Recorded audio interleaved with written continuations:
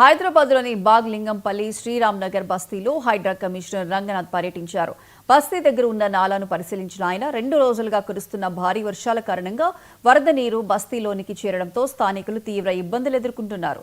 దీంతో స్థానికులు సమస్యలను పరిష్కరించేందుకు చర్యలు తీసుకుంటారని రంగనాథ్ హామీ ఇచ్చారు. ముషీరాబాద్ కాన్స్టిట్యున్సీలోని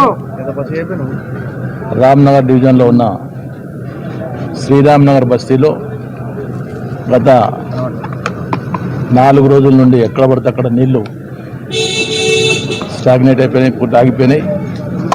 ఇక్కడ ఎప్పుడు చూసినా కానీ చిన్న వర్షం పడ్డా కానీ పెద్ద ఎత్తున నీళ్లు బ్లాక్ అవుతున్నాయి.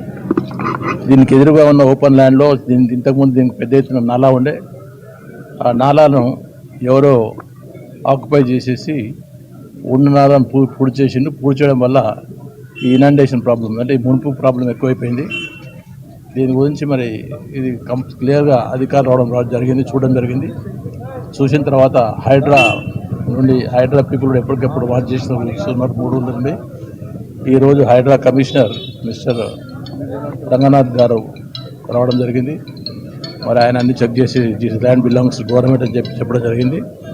సో ఇక్కడ ఇనండేషన్లో ఈ ముంపులో కూరుకుపోయింది కాబట్టి ఈ ముంపు కారకులు ఎవరైతే ఉన్నారో వాళ్ళ పేరు యాక్షన్ తీసుకుంటాము. This land is clearly land government land అని చెప్పిన ముందు. సో